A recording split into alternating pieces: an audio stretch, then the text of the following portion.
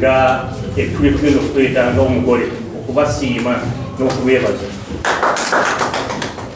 tulabe tukola entegeka okulaba nti bonna tukola ki tubatuukako bwe tukola ekyo byonna byonna ebiruubirirwa okuwangula kwa tiimu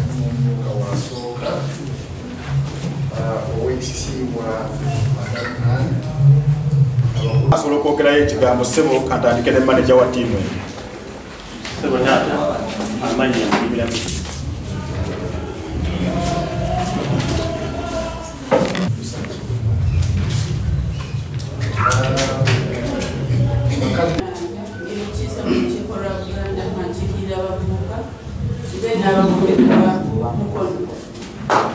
masaza 224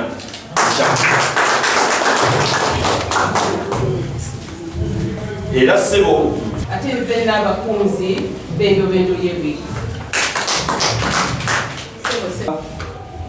kitongole ekiwandiisi ky'omupiira gw'essaza kyaggwe olunaku olwaleero ssebo abakungu ba Ssaabasajja Sibwa Ssekibogo awamu n'abamyukamu bambi ab'amagombolola erinnya abaganda bagamba entamwewulira muliro kusooka twagala ssebo okuwa obujulizi nti kyaggwe kati bagiwulira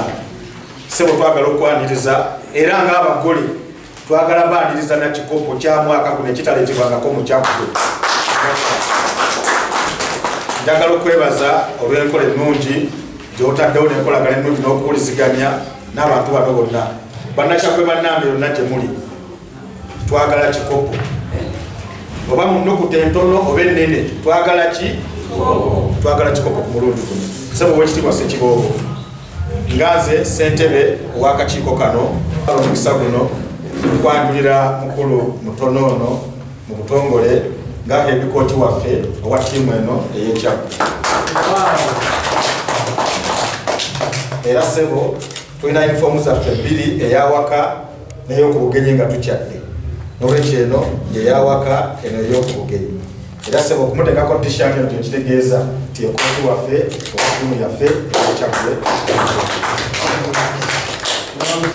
mutuufu ndi munakyaggwe nnyo nnyo n'okusinga abamu kanjogere bwe ntyo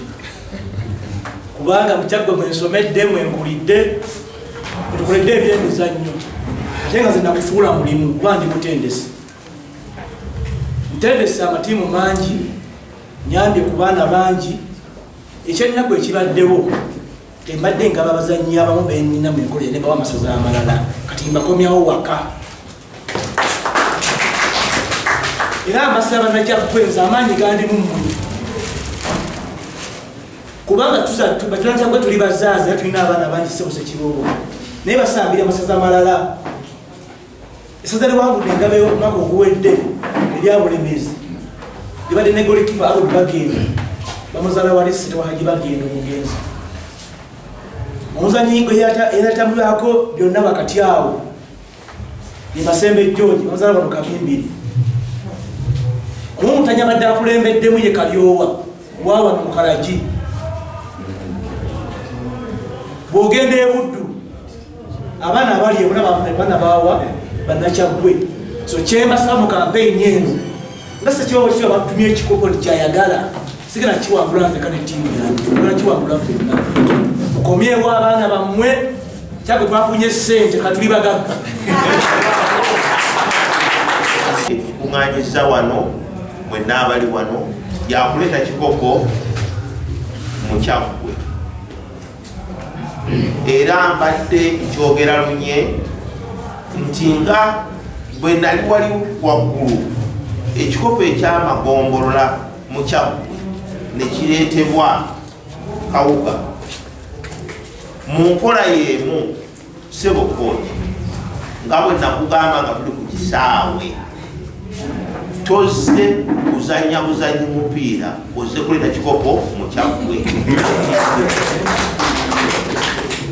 tweyanye dda nti obuwagizi bwonna tujja kubawa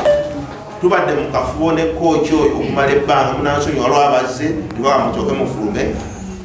otabe ddala kooki ono anakuleetera ekikopo tugenza okufuluma ddala ng'akakasiza nti ekikopo